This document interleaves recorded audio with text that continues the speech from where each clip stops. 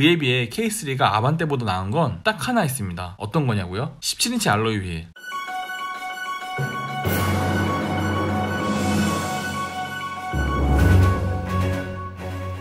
안녕하세요. 가격표번역기 차파고입니다. 2부에서는 차파고가 제안하는 최상의 가성비 조합에 대해 설명드리겠습니다. 최대한 저렴하게 타고 싶다 싶으신 분이라면 스탠다드 1714만원에 구매하시는 걸 추천드립니다. 일단 스탠다드의 구성이 매우 착합니다. 1714만원임에도 불구하고 자동 미션까지 기본으로 들어가 있는 게 저는 대단하다고 보고요. 거기에 전방 충돌 방지 보조와 차로 이탈 방지 보조까지 있기 때문에 굳이 드라이브 와이즈 같은 옵션을 따로 넣을 필요가 없습니다. 후방 주차 센서도 기본으로 적용되고요. 실내로 보면 전 좌석에 인조 가죽 시트 들어오고 앞좌석에는 열선 시트까지 적용됩니다. 그리고 현대는 기본 옵션에선 스티어링과 기어 노브를 우레탄 재질로 넣었는데 기아는 그런 짓 안 합니다. 가죽으로 이쁘게 잘 둘러 놓았어요. 버튼 시동 스마트키와 스마트 트렁크도 K3는 기본으로 들어가 있기 때문에 따로 옵션 추가할 필요 없습니다. 1번 조합이 2번 조합에 비해 부족한 게 있는데요. 운전석 전동 시트 없습니다. 하지만 어차피 혼자 운전하는 차라면 시트 포지션 건드릴 일 없기 때문에 전동 시트 필요 없고요. 스마트 크루즈 컨트롤 없습니다. 하지만 시내 운전 위주시라면 스마트 크루즈 컨트롤 쓸 일이 없죠. 이 쓸 일도 없는 옵션은 달아봤자 아무 의미 없기 때문에 달 필요 없습니다. 돈을 아끼시는 게 낫고요. 사각지대 경고장치가 없는 게 좀 아쉽긴 하지만 이거는 뭐 사이드미러에 보조 거울 달면 되니까 바로 해결됐죠. 8인치 유보 내비게이션 없습니다. 하지만 뭐 아반떼처럼 10.25인치 내비게이션도 아니고 이제는 뭐 구식에 가까운 8인치 내비를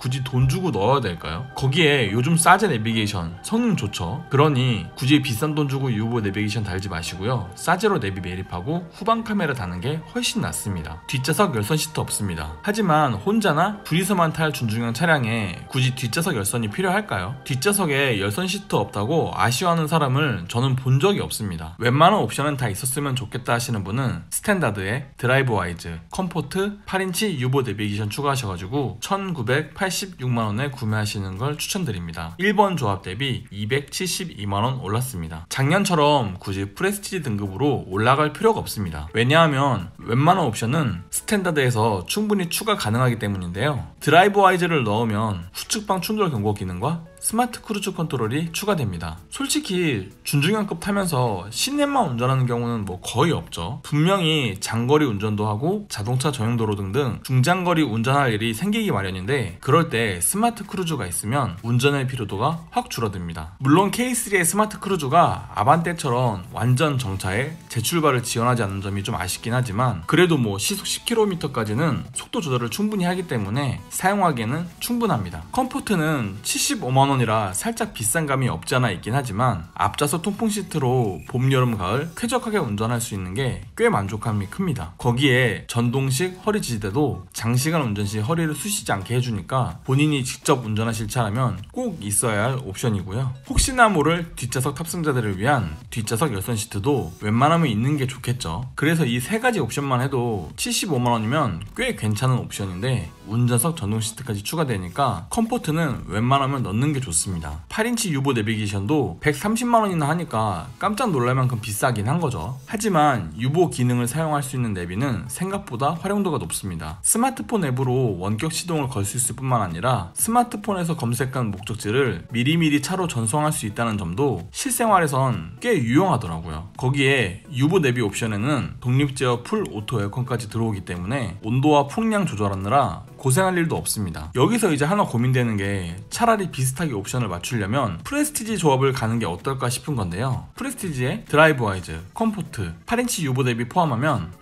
2,096만원입니다. 스탠다드 조합이 110만원 싼데요. 대신 이 110만원 차이에 15인치 알로이 휠, 프로젝션 안개등, 열선 스티어링, 전자식 하이패스 룸미러와 소프트 재질의 도어 트림이 들어옵니다. 이렇게 보니까 가장 아쉬운 게 열선 스티어링과 15인치 알로이 휠인데 저는 뭐 열선 스티어링은 솔직히 없는 대로도 탈만하다고 보고요. 15인치 알로이 휠은 K3 카페 중고장터 가면 새 타이어까지 끼워져서 싸게 팔고 있을 겁니다. 저는 차라리 그런 걸 업어오시는 게 나을 것 같아요. 2번 조합이 3번 조합에 비해 부족한 게 있는데요. 열선 스티어링 없습니다. 하지만 요즘 우리나라 겨울 그렇게 춥지도 않죠. 적당히 운전 운전하다 보면 차량 내부 금방 따뜻해지고요. 정손이 시려우면 여자친구 만드셔서 손 잡으면 됩니다. 뒷좌석 에어벤트 없습니다. 하지만 K3 그렇게 광활한 차가 아니죠. 앞좌석 토출구만으로도 충분히 실내 시원하게 만들 수 있고요. 추운 겨울은 어떻게 하나 싶지만 어차피 히터는 2열 에어벤트로 나오는 게 아니라 1열 시트 아래에 있는 토출구에서 나오기 때문에 굳이 뒷좌석 에어벤트와는 상관이 없습니다. LED 헤드램프 없는데요. LED 헤드램프나 일반 프로젝션 램프나 디자인적으로는 거의 차이 안 납니다. 그래서 굳이 뭐 때문이라면 LED 램프 갈 필요 없고요. 기능적으로 봐도 일반 프로젝션 램프 저는 이거 충분히 밝다고 봅니다. 밤눈이 어두우시다면은 전면 틴팅을 좀 옅게 하시면 돼요. 하이패스 룸미러 없는데요. 하지만 하이패스 룸미러 달려고 굳이 프레스티지나 시그니처 갈 필요 없습니다. 싸고 좋은 하이패스 단말기가 3만원이면 사니까요. 풀옵션에 가까운 조합은 없을까 싶으신 분이라면 시그니처에 드라이브 와이즈, 컴포트, 유보 내비게이션 추가하셔가지고 2273만원에 구매하시는 걸 추천드립니다. 2번 조합 대비 287만원 올랐습니다. 풀옵션에 가깝게 타고 싶다면 프레스티지는 거르고 시그니처 와야 됩니다. 왜냐고요? 이건 뭐 비교할 것도 없습니다. 바로 풀 LED 헤드램프 때문인데요. 풀 LED 헤드램프는 프레스티지에선 70만원짜리 스타일 옵션을 넣는다고 해도 만나볼 수가 없습니다. 그리고 아무리 일반 프로젝션 램프가 밝다고 한들 풀 LED 헤드램프 밝기에 비하면 비교할 바가 아니고요. 밤눈이 어두우신 분이라면은 풀 LED 헤드램프는 꼭 가야 될 옵션입니다. 뒷좌석 에어벤트도 오직 시그니처만의 옵션인데요. 더운 여름에 에어컨 바람이 뒤쪽으로도 빠져나가는 게 그나마 뒷좌석 사람들에겐 한 줄기 담비 같습니다. 그 외에도 무려 2인치나 커지는 17인치 휠은 K3에게 잘 어울리는 휠이죠. 물론 프레스티지에서 70만원짜리 스타일 옵션을 넣어도 되긴 하지만 저는 그래도 어설프게 프레스티지에서 돈 쓰는 것보다는 시그니처 얻는 게 낫다고 봅니다. 3번 조합이 4번 조합에 비해 부족한 게 있는데요. 운전석 메모리 시트 없습니다. 하지만 K3를 거의 혼자 타시는 분이라면 굳이 운전석 메모리가 필요할까요? 전방 주차 센서 없는데요. K3가 뭐 그리 큰 차도 아니고 좁은 골목길 다니는 거 어렵지 않죠. 전방 주차가 무서운 건 어떡하냐고요? 그런데 요즘 세상에 뭐 전방 주차할 일이 있긴 하나요? 있다고 해도 정주차하다 애매하면 내려서 확인하면 됩니다. 4.2인치 LCD 정보창 없는데요. 하지만 지금의 모노 3.5인치 LCD 정보창도 4.2인치와 보여지는 정보는 똑같고요. 컬러라서 좋아 보이긴 하겠지만 사실 이 정보창 보면서 운전할 일도 없기 때문에 굳이 이거는 필수가 아닙니다. 크렐 오디오 없는데요. 하지만 스피커도 6개에서 겨우 2개 정도 늘어나는 거기 때문에 굳이 이거를 30만원 더 줘가면서 달 필요 없습니다. 크렐 오디오 안 넣어도 기본 오디오도 충분히 괜찮으니까 이거는 꼭 청음을 해보시고 선택하길 바랍니다. K3 풀옵션은 얼마일까요? 시그니처에 드라이브 와이즈, 컴포트, 8인치 유보 내비게이션, 스페셜 패키지, 컨비니언스 추가하셔가지고 2426만원에 구매하시는 걸 추천드립니다. 3번 조합 대비 153만원 올랐습니다. 스페셜 패키지의 가격이 무려 145만원이나 하는 점이 좀 열받긴 하지만 K3급에서는 과할 정도의 옵션이 들어오긴 합니다. 일단 브라운 시트를 고를 수 있기 때문에 준중형 치곤 꽤 고급스러운 실내 분위기를 만들 수 있고요. 운전석 메모리 시트가 가능하기 때문에 부부간에 번갈아가며 운전하는 것뿐만 아니라 타고 내리기 쉬운 이지 액세스 기능도 같이 들어옵니다. 거기에 이 차를 첫 차로 사시는 분이라면 전방 주차 센서는 앞범퍼를 지켜주는데 큰 역할을 하는데요. 사실 저도 운전 경력이 15년이 넘어가지만 아직도 전방 주차 센서 덕을 많이 보고 있습니다. 컨비니언스 패키지는 스탠다드부터 넣을 수 있긴 하지만 저는 풀옵션에서 추천을 드리는데요. 이 안에 있는 옵션 중에 휴대폰 무선 충전 시스템은 없어도 그만이긴 하지만 운전석 세이프티 파워 윈도우와 슬라이딩 콘솔 암레스트는 운전자에게 매우 필요한 옵션이긴 합니다. 특히 슬라이딩 콘솔 암레스트는 장거리 운행 시 암레스트를 앞으로 쭉 빼서 기대고 운전하면 되니까 매우 좋죠. 참고로 아반떼는 풀옵션을 올라가도 이 센터 암레스트 슬라이딩 안 됩니다. 이거는 오직 K3만 돼요. 마지막으로 크렐 오디오는 전에는 50만원, 70만원씩 줘가면서 업그레이드를 해야 됐지만 21년형 K3는 30만원만 주면 업그레이드가 되는 상황입니다. 그렇다면 뭐다? 네, 맞습니다. 차에서 음악 듣는 거 좋아하신다면 이거는 무조건 있는 게 좋겠죠. 중간 볼륨으로 들을 때야 일반 오디오나 크렐 오디오나 거기서 거긴 것 같지만 혼자 운전하면서 음악을 크게 들을 땐 확실히 크렐 오디오가 훨씬 듣기 좋더라고요. 이어서 한눈에 보는 옵션표입니다. 가장 저렴하게 구매하실 분들은 1번 조합 1714만원을 구매하시면 되는데요. 각종 충돌 방지 보조와 전자석 가죽 시트, 앞좌석 열선 시트, 버튼 시동 스마트키, 스마트 트렁크, 가죽 스티어링, 크루즈 컨트롤, 후방 주차 센서까지 들어갑니다. 하지만 나는 웬만한 옵션은 다 있었으면 좋겠다 하시는 분이라면 272만원 더 주시고 2번 조합 1986만원을 구매하시면 되는데요. 스마트 크루즈 컨트롤에 후추방 충돌 경고, 운전석 전동 시트, 운전석 허리 지지대, 앞좌석 통풍 시트, 뒷좌석 여선 시트, 8인치 유보 내비게이션, 후방 카메라, 풀 오토 에어컨까지 들어오게 됩니다. 하지만 나는 외관 디자인이 중요해 라고 생각하신다면 287만원 더 주시고 3번 조합 2273만원을 구매하시면 되는데요. 17인치 알로이 휠, LED 헤드램프, LED 리어램프, 뒷좌석 에어벤트, 열선 스티어링, ECM 하이패스 룸미러까지 들어옵니다. 나는 그런 거 모르겠고 K3는 풀옵션으로 사야겠다 싶으신 분이라면 153만원 더 주시고 4번 조합 2426만원을 구매하시면 되는데요. 브라운 가죽 시트에 운전석 메모리 시트, 전방 주차 센서, 4.2인치 정보창, 운전석 원터치 윈도우와 슬라이딩 암레스트, 크렐 오디오까지 챙기게 됩니다. 저는 개인적으로 2번 조합을 추천드립니다. 2천만원도 안 하는 가격으로 스마트 크루즈 컨트롤과 앞좌석 통풍 시트, 뒷좌석 열선 시트까지 넣을 수 있는 조합이니까요. 그런데 만약 이 이상의 돈을 지불하실 거라면 그냥 K3 무시하시고 아반떼 가는 게 낫다고 봅니다. 동급 차량 비교해 보겠습니다. 아무리 아반떼 XM3가 커졌다곤 하지만 K3의 크기도 이 두 차종에 비하면 결코 작은 크기가 아닙니다. 물론 아반떼가 K3에 비해 길이는 10mm, 휠베이스는 20mm, 좌우폭은 25mm 커서 K3가 엄청 작아 보일 것 같긴 하지만 막상 타보면은 저는 오히려 K3가 더 여유롭게 느껴지더라고요. 거기에 XM3도 K3에 비해 휠베이스는 20mm, 좌우폭은 20mm 더 크긴 하지만 길이는 오히려 K3가 70mm 더 크죠. 거기에 실내 공간만 놓고 봐도 K3의 실내 거주성은 XM3에 비해 넉넉하게 느껴질 겁니다. 다음은 가장 중요한 가격 비교해 볼 건데요. 그래프를 보시면 아시겠지만 K3의 가격 포지션은 정확히 아반떼의 빈 공간을 침투하는 듯한 느낌이 듭니다. 특히 2번 조합의 가성비가 매우 뛰어난 상황이죠. 하지만 3번 조합부터는 가성비가 매우 떨어지게 되는데요. 아반떼는 K3에 비해 119만원 더 비싸고 XM3는 K3에 비해 379만원 더 비쌉니다. 문제는 아반떼와 K3의 옵션 구성 차이인데 K3 3번 조합이 아반떼 3번 조합에 비해 119만원 싸긴 하지만 대신 아반떼에는 10.25인치 내비게이션, 10.25인치 LCD 계기판, 전자식 파킹 브레이크, 앰비언트 무드램프가 앞섭니다. 이 정도의 119만원 차이라면 차라리 아반떼 3번으로 가는 게 낫죠. 근데 이게 끝이 아닙니다. 8개 스피커에 보스 오디오, 천연 가죽 시트, 현대 디지털 키, 6대4 폴딩 시트까지 아반떼에 더 들어가 있기 때문에 무조건 아반떼를 고르는 게 답입니다. 그에 비해 K3가 아반떼보다 나은 건 딱 하나 있습니다. 어떤 거냐고요? 17인치 알로이 휠, 그거밖에 없습니다. 이제 각 조합별 취등록세를 알아볼 텐데요. K3의 취등록세는 약 120만원에서 170만원까지 발생하며 3번 조합 기준으로 봤을 때 약 159만원 정도 나온다고 보시면 됩니다.